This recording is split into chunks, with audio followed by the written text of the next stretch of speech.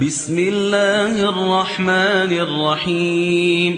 شیطان بعض لوگوں کے ذہنوں میں یہ وسوسہ ڈالتا ہے کہ میں تو دین کے قریب ہو رہا ہوں، اللہ کے قریب ہو رہا ہوں، اور مجھ پر آزمائشیں کیوں آ رہی ہیں؟ سنو سبحان اللہ، اللہ کے حبیب علیہ الصلوۃ والسلام کی کیا شان ہے۔ ہم اعلیٰ حضرت ایسے ہی نہیں کہتے کہ میں نثار تیرے کلام پر ملی یوں تو کس کو زبان نہیں، وہ سخن ہے جس میں سخن نہ ہو، وہ بیان ہے جس کا بیان نہیں۔ میرے آقا نے کم و بیش 1450 سال پہلے یہ مسئلہ سالو کر دیا۔ حضرت سیدنا سعد بن ابو وقاص رضی اللہ تعالیٰ عنہ فرماتے ہیں کہ میں نے عرض کی یا رسول اللہ صلی اللہ تعالی علیہ وسلم، سب سے زیادہ مصیبتیں کن لوگوں پر؟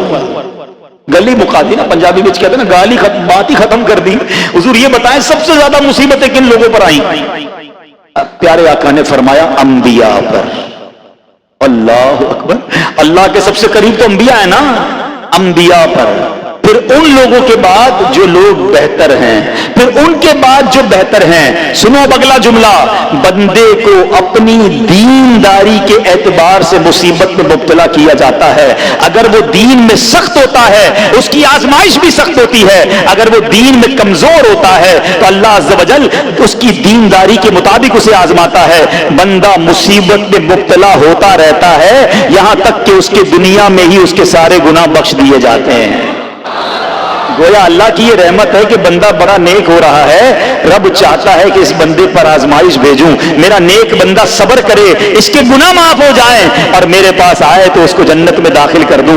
اللہ اکبر۔ اے پیارے اسلامی بھائیوں، یاد رکھنا، اب جو میں نے ایک سوال قائم کیا تھا نا کہ یار میں تو دین کے قریب، میں تو اللہ کے قریب ہونے کی کوشش کر رہا ہوں اور ایک کے بعد ایک آزمائش آ رہی ہے، یہ کیا ہے؟ اب ایک اور حدیث سن لو، سبحان اللہ۔ حضرت سیدنا انس رضی اللہ تعالیٰ عنہ سے روایت ہے، سرکار والا تبار، ہم بے قصوں کے مددگار، شفیع روز شمار، دو عالم کے مالک و مختار صلی اللہ تعالی علیہ وآلہ وسلم نے فرمایا، جب اللہ عز و جل کسی بندے سے محبت فرماتا ہے، سننا ذرا غور سے، اللہ عز و جل جب اپنے کسی بندے سے محبت فرماتا ہے یا اسے اپنا دوست بنانے کا ارادہ فرماتا ہے تو اس پر آزمائشوں کی بارش فرما دیتا ہے۔ اللہ کریم اس پر محبت بھی فرما رہا ہے اور آزمائشیں بھی بھیج رہا ہے۔ دوست پر آزمائشیں کون بھیجتا ہے؟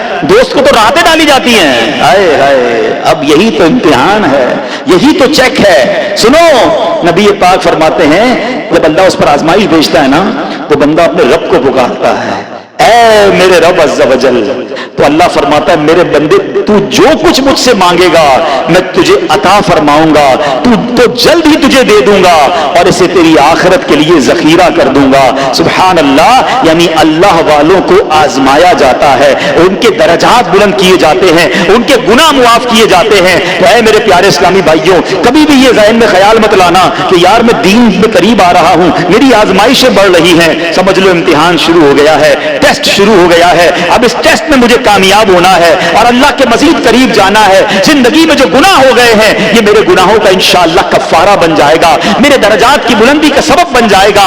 اللہ سے عرض کرنا، اے مولا میں تیری رضا پر راضی، میں تیرے فیصلوں پر راضی، اب تک جو دیا تھا تو نے دیا تھا، یہ سب کچھ تیرا ہے، اے رب جب تو واپس لے گا میں اس پر راضی۔ جب یہ ثابت قدمی نصیب ہو گئی پھر دیکھو غیب کے خزانوں سے کیسا آپ کے دل پر سکینہ اترے گا، پھر کیسا آپ پر رحمتوں کا نزول ہوگا۔ تو اے میرے پیارے اسلامی بھائیوں، مصیبتیں آ چکی اور آنے بھی والی ہیں، پہلے ذہنی طور پہ تیار رہنا، مگر صبر کرنا۔